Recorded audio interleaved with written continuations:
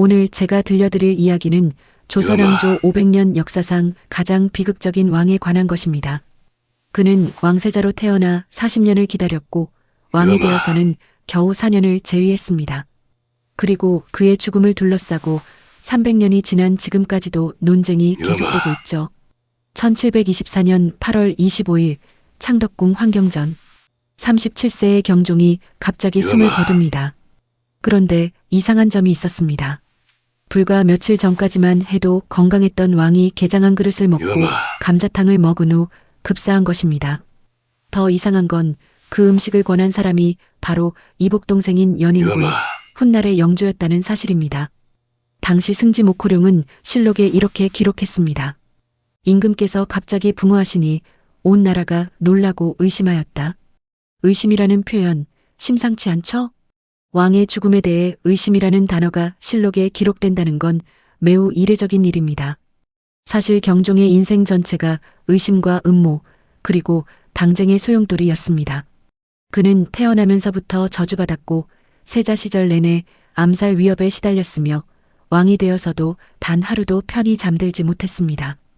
오늘은 여러분과 함께 조선 제20대 왕 경종의 비극적 생애를 샅샅이 파헤쳐 보겠습니다. 그의 이야기 속에는 권력의 본질, 가족의 배신, 그리고 한 인간의 고독이 모두 담겨 있습니다. 경종, 그는 누구였을까요? 1688년 10월 28일 창경궁 집복헌에서 한 아기가 태어납니다. 아버지는 조선 제19대 왕 숙종, 어머니는 장희빈, 이름은 이윤, 훗날의 경종입니다. 하지만 그의 탄생은 축복이 아니라 저주의 시작이었습니다. 당시 조선은 서인과 남인의 극심한 당쟁으로 나라가 둘로 쪼개져 있었습니다. 숙종은 본래 인현왕 후 민씨를 왕비로 맞았지만 후궁 장희빈에게 빠져 있었습니다. 장희빈은 남인의 지원을 받는 인물이었고 인현왕 후는 서인의 지지를 받았습니다. 1688년 장희빈이 아들을 낳자 상황이 급변합니다. 숙종은 인현왕 후를 폐위시키고 장희빈을 왕비로 삼았습니다. 그리고 갓 태어난 이윤을 원자로 책봉했죠. 이것이 바로 조선시대 3대 사화 중 하나인 기사왕국입니다. 남인이 득세하고 서인이 몰락한 대사건이었습니다. 하지만 행복은 오래가지 않았습니다. 1694년 이윤이 겨우 6살 되던 해 갑술왕국이 일어납니다. 서인들이 다시 권력을 잡으면서 장희빈은 왕비 자리에서 쫓겨나고 폐위된 인현왕 후가 복이 됩니다. 이 과정에서 장희빈의 오빠 장희재가 인현왕 후를 저주했다는 의혹이 불거집니다. 실제로 창경궁 취선당에서 인현왕 후를 저주하는 신당이 발견되었다고 합니다.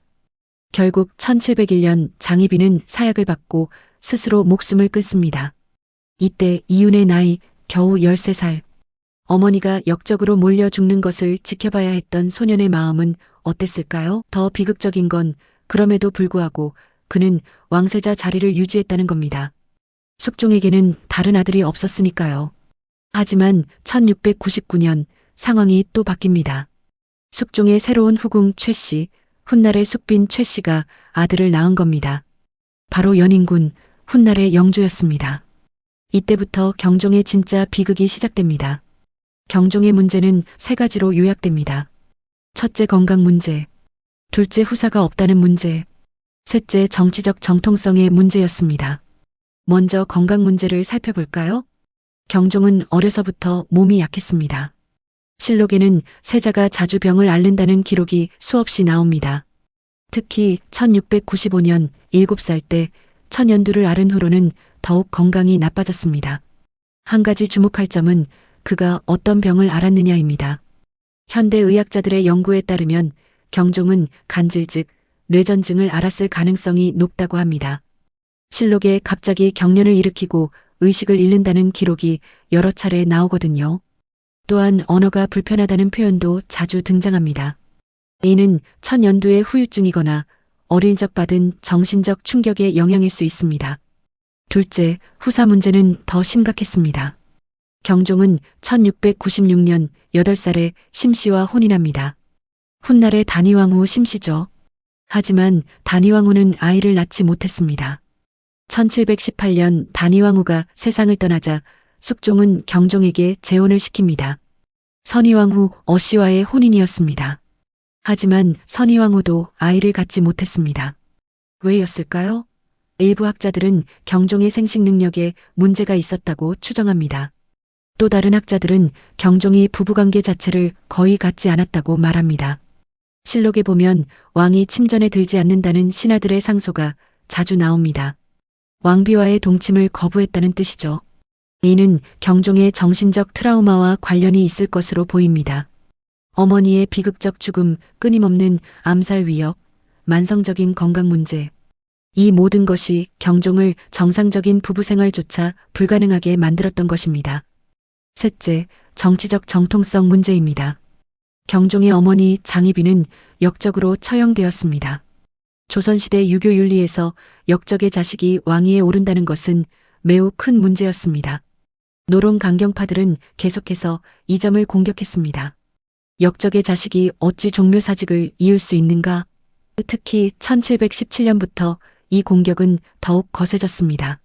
노론의 영수 김창집, 이이명, 조태채 등은 노골적으로 경종의 폐쇄자를 주장하기 시작합니다. 대신 연인군을 세자로 삼아야 한다는 거였습니다. 연인군의 어머니 숙빈 최 씨는 신분이 낮았지만 적어도 역적은 아니었으니까요. 1720년 숙종이 세상을 떠납니다. 경종이 드디어 왕위에 오르는 순간이었습니다. 그의 나이 32살 왕세자로 책봉된 지 32년 만이었습니다. 하지만 즉위와 동시에 그의 악몽이 시작됩니다.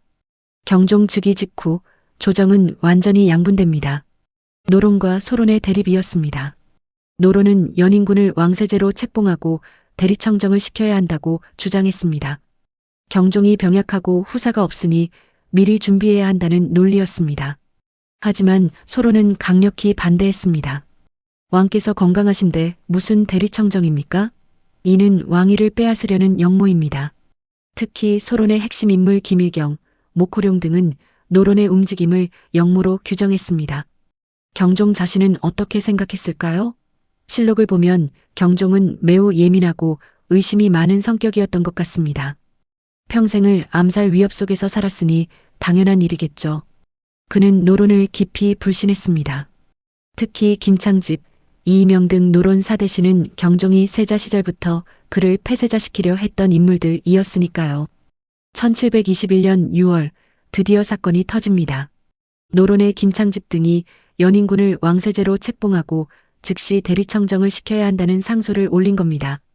경종은 격노했습니다. 과인이 병약하다고 아직 나이도 젊고 건강한데 무슨 대리청정인가? 하지만 노론의 압박은 거셌습니다. 결국 경종은 연인군을 왕세제로 책봉하는 것만 허락합니다. 대리청정은 거부했습니다. 그런데 바로 이듬해인 1721년 8월 신이 목사가 터집니다. 소론 강경파 김일경이 폭탄 같은 고변을 올린 겁니다. 노론의 김창집, 이이명, 조태채, 이건명 등이 역모를 꾸몄습니다. 경종을 폐위시키고 연인군을 왕으로 옹립하려 했습니다. 증거로 제시된 것은 여러 가지였습니다. 첫째, 노론 사대신이 비밀 회합을 가졌다는 것. 둘째, 세자 시절 경종을 폐쇄자시키려 한 전력. 셋째, 대리청정을 강요한 것 자체가 역모의 일환이라는 것. 경종은 즉시 조사를 명령합니다. 국문이 시작되었습니다. 노론의 김창집, 이이명, 조태채, 이건명 등이 모두 체포되어 의금부에 갇힙니다. 하지만 문제는 명확한 물증이 없었다는 겁니다. 실제로 노론이 역모를 모의했다는 직접적 증거는 나오지 않았어요. 그럼에도 경종은 단호했습니다. 1722년 2월 경종은 노론 사대신에게 사형을 선고합니다. 김창집, 이이명, 조태채는 사약을 받고 이건명은 교수형에 처해졌습니다. 이것이 바로 신임사화입니다. 노론의 주요 인물 수십 명이 처형되거나 유배되었죠. 권력은 완전히 소론으로 넘어갑니다. 소론의 영수 최석항이 우의정이 되고 이광자가 좌의정이 되었습니다. 경종은 소론의 지지 속에서 비로소 안정적인 통치를 시작할 수 있었습니다. 그렇다면 경종은 무능한 왕이었을까요? 실록을 자세히 보면 그렇지 않습니다. 경종은 비록 체력은 약했지만 정치적 판단력만큼은 명확했습니다. 그는 즉위하자마자 여러 개혁 정책을 펼칩니다. 첫째, 탕평체계 시도였습니다. 경종은 노론과 소론의 극단적 대립을 완화하려 했습니다. 신임사와 이후에도 온건 노론을 등용하려 했죠. 물론 강경 노론의 반발로 완전히 성공하지는 못했지만요. 둘째, 민생 안정책이었습니다. 경종 재위 기간 동안 가장 큰 업적은 바로 신해통공입니다. 1721년 경종은 유기전을 제외한 모든 상인들에게 자유로운 상업 활동을 허락했습니다. 그 전까지는 시전 상인들만 독점적으로 장사를 할 수 있었거든요. 이 조치로 서울의 상업이 크게 발달했고 일반 백성들의 경제활동도 활발해졌습니다. 셋째, 군제개혁이었습니다. 경종은 훈련도감과 금이영의 군사력을 강화했습니다.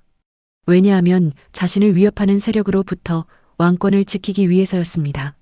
넷째, 과거제도의 정비였습니다. 경종은 과거 시험의 공정성을 높이기 위해 여러 조치를 취했습니다. 특히 무과시험에서 부정을 저지른 관리들을 엄하게 처벌했습니다. 이런 업적들을 보면 경종은 결코 무능한 왕이 아니었습니다.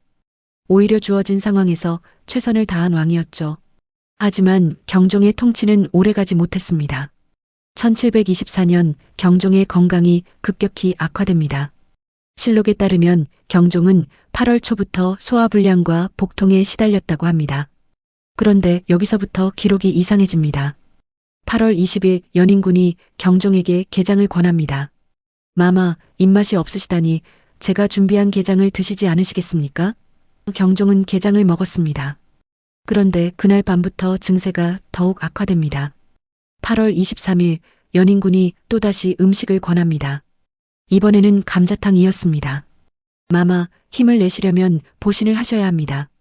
이 감자탕을 드시면 기력이 회복되실 것입니다. 경종은 감자탕을 먹었습니다. 그리고 이틀 후인 8월 25일 경종은 급사합니다. 향년 37세, 재위 4년 만이었습니다. 이게 자연사일까요? 아니면 독살일까요? 조선왕조실록을 쓴 영조시대의 사관들은 당연히 자연사라고 기록했습니다. 하지만 당대의 많은 사람들은 의심했습니다. 특히 소론 강경파들은 노골적으로 영조를 의심했죠. 그들의 의혹에는 나름의 근거가 있었습니다. 첫째, 시기가 너무 절묘했습니다. 노론이 몰락하고 소론이 득세한 상황에서 경종이 죽고 연인군이 즉위하면 당연히 노론이 다시 권력을 잡게 되니까요. 실제로 영조가 즉위하자마자 노론이 재집권하고 신임사화 때 처벌받은 노론 인사들이 모두 복권됩니다. 둘째, 증세가 의심스러웠습니다. 게장과 감자탕을 먹고 급사했다는 것, 그것도 동생이 권한 음식이었다는 것. 조선시대의 게는 독과 함께 먹으면 치명적이라고 알려져 있었습니다. 셋째, 영조의 행동이 석연치 않았습니다. 경종이 죽자 영조는 놀라울 정도로 신속하게 모든 조치를 취했습니다. 장례 준비, 즉위식, 인사 조치까지 마치 미리 준비한 듯 했습니다. 하지만 반대 의견도 만만치 않습니다. 첫째, 직접적인 증거가 전혀 없습니다. 누가 어떤 독을 사용했는지, 어떻게 음식에 넣었는지 아무것도 밝혀진 게 없습니다. 둘째, 경종의 건강 상태를 고려해야 합니다. 평생을 병약하게 살았고 만성질환을 앓고 있었던 경종이 37세에 사망한 것이 그리 이상한 일은 아니라는 것입니다. 셋째, 연인군이 직접 독살할 동기가 약했습니다. 이미 왕세제로 책봉되어 있었고 경종에게 후사가 없었으니 어차피 왕위는 자신에게 올 것이었으니까요. 굳이 위험을 무릅쓰고 독살할 필요가 없었다는 것입니다. 그렇다면 진실은 무엇일까요? 현대 의학자들의 견해를 들어볼까요? 2000년대 초반 한 의학팀이 경종의 증세를 현대의학으로 분석했습니다. 결론은 급성 위장관 질환으로 인한 사망이었습니다. 게장과 생복탕 같은 날 것과 기름진 음식은 위장이 약한 사람에게 치명적일 수 있다는 거죠. 특히 경종처럼 만성 소화기 질환을 앓던 사람에게는 더더욱 그렇습니다. 즉, 연인군이 아기를 가지고 독을 탄 것은 아니더라도 적절하지 않은 음식을 권한 것이 사망의 원인이 되었을 수 있다는 것입니다. 이것을 과실치사로 볼 것인가 아니면 고의적 독살로 볼 것인가는 여전히 논란의 여지가 있습니다. 하지만 한 가지 분명한 것은 경종의 죽음이 조선 후기 정치사에 엄청난 영향을 미쳤다는 사실입니다. 영조가 즉위한 후 소론 강경파들은 끊임없이 경종 독살설을 제기하며 영조의 정통성을 공격했습니다. 이것이 1728년에 무신란으로 이어집니다. 소론 강경파와 남인 잔존 세력이 연합하여 일으킨 대규모 반란이었죠. 그들은 경종의 독살을 역모로 규정하고 영조를 폐위시키려 했습니다. 다행히 반란은 진압되었지만 이 사건은 영조의 평생을 괴롭혔습니다. 영조는 재위 52년 내내 경종 독살 의혹에서 자유롭지 못했습니다. 그는 수시로 경종의 능을 찾아가 제사를 지냈고 경종을 기리는 사업을 많이 벌였습니다. 이는 자신의 결백을 증명하려는 노력이었습니다. 여기까지 들으시고 이렇게 생각하실 수도 있습니다. 경종이 그렇게 훌륭한 왕이었다면 왜 역사에서는 무능한 왕으로 평가받았나요? 좋은 질문입니다. 사실 경종에 대한 평가는 영조 시대에 만들어진 것입니다. 영조는 자신의 정통성을 강화하기 위해 경종을 병약하고 우유부단한 왕으로 그려야 했습니다. 형님께서는 몸이 너무 약하셔서 제대로 통치하지 못했기에 내가 왕위를 이어받은 것은 천명이다. 이런 논리를 만들기 위해서였죠. 조선왕조실록도 영조시대에 편찬되었습니다. 따라서 경종실록은 영조에게 유리하게 쓰였을 가능성이 높습니다. 실제로 경종실록을 자세히 보면 경종의 병세에 대한 기록이 유난히 많고 과장되어 있습니다. 또 다른 질문이 있을 수 있습니다. 그래도 재위 4년밖에 안 했는데 무슨 업적이 있겠어요? 이것도 공정한 지적입니다. 하지만 생각해 보세요. 경종은 즉위하자마자 노론과의 정치적 사투를 벌여야 했습니다. 신임사화를 겪으면서 정치적 안정을 찾는 데만 2년이 걸렸습니다. 그리고 나머지 2년 동안 신해통공 같은 의미 있는 개혁을 시도했습니다. 시간을 고려하면 결코 적은 업적이 아닙니다. 마지막으로 이런 반론도 있을 수 있습니다. 어쨌든 후사가 없었으니 실격 아닌가요? 왕의 첫 번째 의무는 대를 잇는 것인데. 물론 조선시대 기준으로는 맞는 말입니다. 하지만 이것이 온전히 경종의 잘못일까요? 앞서 말했듯이 경종의 불임은 어린 시절의 트라우마와 건강 문제에서 비롯되었을 가능성이 높습니다. 그리고 그 트라우마는 숙종과 당시 정치 세력들이 만들어낸 것이죠. 만약 경종이 정상적인 가정 환경에서 자랐다면? 만약 어머니 장희빈이 역적으로 몰려 죽지 않았다면? 만약 노론의 끊임없는 폐쇄자 시도가 없었다면? 경종의 인생은 완전히 달라졌을 것입니다. 그런 의미에서 경종의 비극은 개인의 비극이 아니라 시대의 비극이었습니다. 당쟁이라는 괴물이 한 인간을, 한 왕을 완전히 파괴한 것입니다. 여러분, 오늘 우리는 조선 20대 왕 경종의 생애를 함께 살펴봤습니다. 그는 왕으로 태어났지만 평생을 불행 속에서 살았고 왕위에 올랐지만 단 한 번도 자유롭지 못했던 비극적 인물이었습니다. 경종의 이야기가 우리에게 주는 교훈은 무엇일까요? 첫째, 권력 투쟁의 희생자는 결국 사람입니다. 노론과 소론, 서인과 남인. 그들이 벌인 당쟁의 한복판에는 한 인간 경종이 있었습니다. 그는 정치적 도구가 아니라 사랑받고 싶었고 인정받고 싶었던 한 사람의 아들이자 왕이었습니다. 둘째, 역사는 승자의 기록입니다. 경종에 대한 평가는 대부분 영조시대에 만들어졌습니다. 우리가 알고 있는 병약하고 무능한 경종의 이미지는 정치적으로 만들어진 것일 수 있다는 것입니다. 셋째, 가족의 사랑이 얼마나 중요한지를 보여줍니다. 경종과 영조, 이복 형제는 진정한 형제애를 나눌 수 없었습니다. 그들 사이에는 항상 왕이라는 거대한 장벽이 있었으니까요. 만약 그들이 정치를 떠나 진정한 형제로 지낼 수 있었다면 어땠을까요? 아마 조선의 역사도 달라졌을 것입니다. 오늘 여러분께 한 가지를 부탁드리고 싶습니다.